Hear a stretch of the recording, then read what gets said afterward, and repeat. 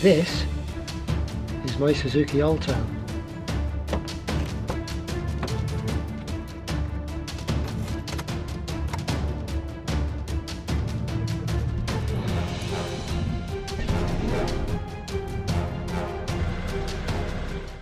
Seven and a half years and 86,000 miles in my Alto. It's the basic SZ model, nothing flash or fancy about it, so there's no drama needed for the rest of this review.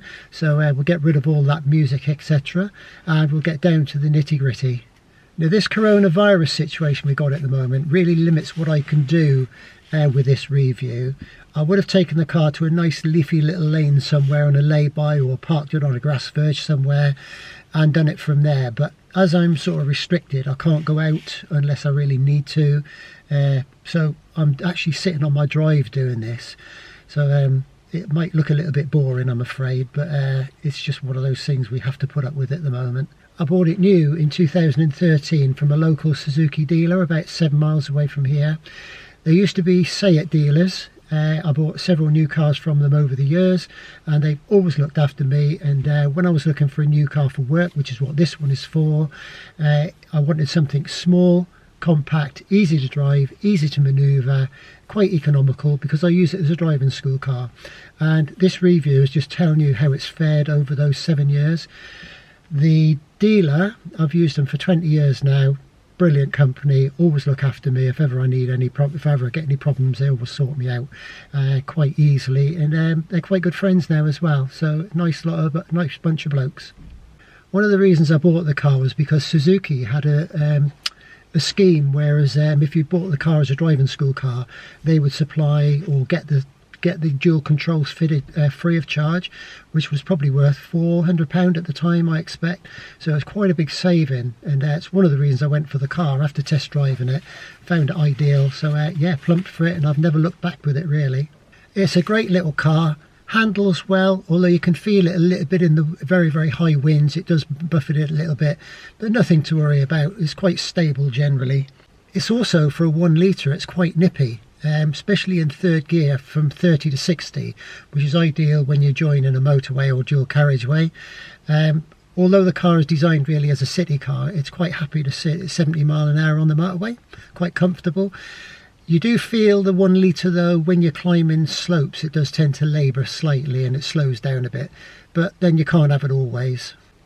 Having said that though, a small car with a 1 litre engine, although I've travelled up to 200 miles a day in it when I've been driving instructing in it, I don't think I'd want to do like a long distance journey in it unless I really had to.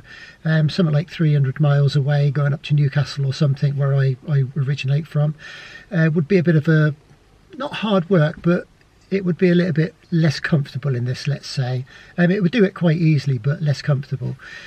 Some of my students, when they pass their test, have gone on to buy these cars, and they're quite happy to use them every day as everyday driving, and they drive them all over the place, and they're really quite happy with that. So maybe it's just me, maybe I've got a little bit spoiled in my years of having slightly higher quality vehicles, you know, to drive in long distances. Quite a lot of room inside the car for a small one, especially in the back. There's quite a lot of leg room in there.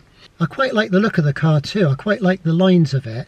It was replaced, I believe, in 2014 with the Celerio model, which was a little bit taller, and some other bits and pieces that were fitted to it, I believe. But I've never had anybody claim that this car is too short headroom for them, and I've taught a couple of lads to drive. One was 6'6" and the other one was 6'5", and neither of them complain about any headroom. Even in the back, there's quite a plenty of room in there, you know, a headroom. I've never had anybody say it's too short. The finish of the car's a bit plasticky, but then for a basic model like this, I can't really expect anything else. You know, you're not going to get expensive interior in a base car like this. You'd have to go much further up the range for that, I think. Even for this base model, it's got a few bits on it which are quite good. It's got central locking. We got interior central locking as well. It's got a key in buzzer. If you leave the key in when the doors open or when your lights are on, it buzzes in the dashboard to warn you it's there. It's got a door open indicator on the dashboard too, which is quite handy just in case one of your passengers don't shut the doors properly. It's got internal release for the petrol flap and for the boot, which is quite handy. Bit of a devil to open the boot if you forget to take the key with you though, and you haven't released it, you have to come back for the key. But this model's got a standard heater in it, whereas the higher up in the range would give you air conditioning and that. This one doesn't have a rev counter either, which actually is fine with me because I didn't want one anyway. It's been a really reliable car. It averages about 50 miles per gallon, which is brilliant considering what I use the car for. The road tax, or road fund licence as it's now called, is free. Yes, free. Although the later models I believe are £20 a year. I mean, it's not a lot to save, but it all goes towards the savings of the cost of running the car if you're on a tight budget. The service intervals are at 9,000 miles or 1 year, whichever comes first, and I've always had this done on time by the main dealer, and any jobs that need doing have to be done in this car because I use it for work. Can't afford not to have it on the road. I am actually quite happy doing some jobs on the car, like changing bulbs and doing brake pads and bits and pieces like that. But anything serious, I get the garage to do it. It's much easier, and they will do the job much quicker and get the car back on the road straight away for me. Because again, as I just said, I do not want the car off the road 2 or 3 days while I'm waiting for a job to be done by me, whereas the garage can do it in 1 day and I can get it back ready for work straight away for the next day. Some of the jobs I've done, like changing the bulbs, adjusting the clutch cable, things like that, I've actually done videos for, and they're up on YouTube. Quite a lot of people have looked at them because they're little jobs that some people aren't confident to do. And I'm no mechanic, but some people don't even like tackling very, very basic jobs on the car, which is why I do it. So it's quite straightforward to work on, most of it. Like I say, I had a new alternator on it recently, and it's not something I wanted to delve into the engine compartment for because there's not a lot of room in there, so I just let the dealer do that. It was easy, done in a day, and I had it back. The car does have a few little niggles, I'm afraid. Seems quite common to these models, and I've known other people who's had these models or these cars and they've had the same problem. One is when it rains, the exhaust takes on quite a raspy, sporty sound. Now, it's not excessively loud and it doesn't bother me, but when you first hear it, it makes you wonder if there's something wrong with it. But as soon as it dries up again, it's fine. It just goes back to what it was before.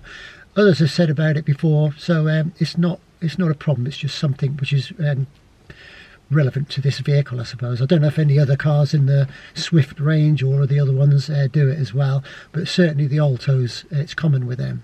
The car also lets you know when the front caliper pins and sliders need re-greasing. You start getting a rattling when you're driving over a road with ripples or a really, really bumpy road, and it sounds almost like the bottom's falling out the car. But it is actually quite a straightforward job to do, as long as you've got the right tools for it. It takes about an hour to do both sides. Well, it does me anyway, because I'm not a mechanic. A mechanic would probably do it a little bit quicker than that. But they do need doing every now and again. It's not a thing that needs doing all the time, but in 86,000 miles, I've probably done it myself 3 times, I expect, something like that. So it's not a 5-minute everyday job, but just need doing every now and again. It can be a little bit sticky getting it into reverse at times as well. Not uncommon with other cars I've driven, but just releasing the clutch, lifting the clutch and pushing it back down again, actually then it just goes in first time. It probably just needs the gearbox spinning by lifting the clutch and doing that, and as I said, it selects first time then. One of the things that went wrong with the car under warranty at around about 32,000 miles, the clutch release or thrust bearing started to squeal. So it went into the dealership, they replaced the clutch release bearing, no problem, under warranty. Probably went on for 7,000-8,000 miles, and then it developed a fault with the release bearing again. That was a modified one they put in, but obviously they had problems with that one as well. So they took it back in, put another release bearing in it, and at the same time I paid and had a new clutch cover and the plate put in as well, just to save it having to come apart again later on, should it wear out, which clutches do obviously on cars after high mileage. Other little things, somewhere around about 60,000 miles, the rear near side wheel bearing started to grumble. That was replaced, cost about 90 quid, I think, something like that, all fitted and everything, because it's not a job I wanted to do. The mechanics probably put it down to where using the car as a driving instructor car, it does nudge the curb every now and again, and they think possibly that might have damaged the bearing over a period of time. So that's probably what they think caused it. About 10,000 miles later, the offside one went, at about 70,000 miles. That was also about £90 to have it replaced, something like that. But that side never really touches the curb, so I have heard of others that have had this problem with them as well, so maybe it is probably a fault with the rear wheel bearings that were fitted to the car in the first place. The catch that opens the glove compartment broke one day as well, and I had to break into it. I did my best to get into it without doing as much damage as possible, and I bought a new catch from the dealer. It was only about a £5, easy to fit, 2 screws, and as soon as I did that, I made up a tool to be able to get into it without actually having to break into it should the catch break again. It hasn't done it so far, but the tool I made is actually I made into a video on YouTube, and it suits the Swift model and a couple of the other models as well, and loads of people have found that video really quite handy. It just saves damaging the door itself, which is quite easy to do trying to get into it. The bonnet stay rod hinge broke one day when one of my students actually lifted it off the clip and pulled it towards them instead of sideways, and it broke the clip. About £7 for a new one, quite easy to fit. Again, another video I put on YouTube just how to do it, just for anybody that it's not confident doing jobs like that. Just it makes it easy for them to see what they're doing. On the 2018 MOT, there was an advisory to say that the front lower suspension arms bushes were just showing signs of perishing or a little bit of movement.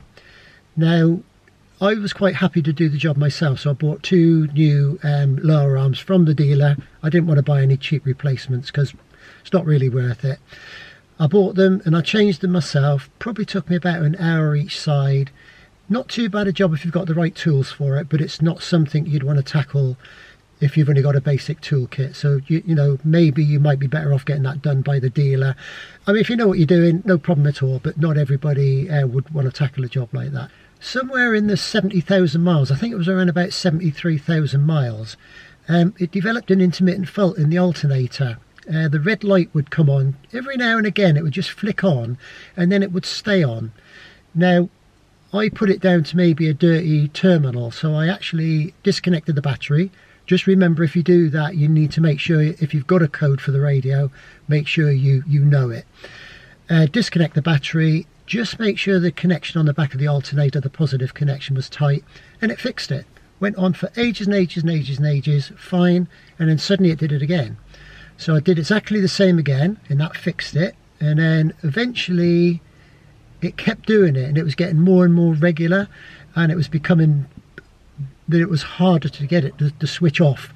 So eventually I had a new alternator fitted at 85,000 miles. So far it's been fine, and the dealer said it was probably an intermittent internal fault in the alternator. I had to bite the bullet and buy a new one. It was about 330 quid fitted, but at the end of the day, if it fixes it, fine. And I didn't want the worry of being stranded somewhere with a flat battery, and because obviously I'd have to call the AA or somebody then. Not long after that, the main 80 amp fuse blew, which is on the connection on the positive terminal on the battery. Not something that you can just change because it's not an ordinary type fuse. I had to get the dealer to do it. He had to order it in, and he ordered it one day and he fitted it the next day. Speaking to 2 or 3 different auto electricians, they suggested it may be the intermittent alternator fault might have weakened the fuse, and then it just finally gave up the ghost when it was replaced. It wasn't long after, it was only about 300 miles after I had the alternator fitted. And again, I've done 1,200 miles on it so far, 1,300 miles so far. And again, touch wood, dust polish, vinyl, plastic or whatever, it's been fine so far. So hopefully it'll stay that way. The only thing I find really frustrating about the car is that you can't find any information about it. Suzuki are very reluctant to give any information out. There's hardly anything on the internet about it. Haynes themselves don't do a manual for it. And so it just makes it really difficult if you want to do something. Whether they're trying to stop people working on their own cars or not, I really don't know. Or to make you go to a garage, because other garages would probably have access to that information that us normal consumers wouldn't have. Very frustrating, but just one of those things that you get round where you can. I've only done this review as the cars seem to be becoming quite popular. On the internet there's quite a following for little Suzuki Altos, particularly the early models at the moment. But overall I would say that it's a nice, reliable little car. I'd be quite happy to recommend it to anybody. A new driver this would be ideal for a new driver, or somebody that just wanted to go shopping in town for a bit of shopping every now and again. And I said before, easy to park, so cheap to run, great little car. So if you go ahead and buy one, hope you enjoy it, hope you don't have any problems with it. So thank you for watching, and I don't doubt I'll catch you in another video somewhere. Bye.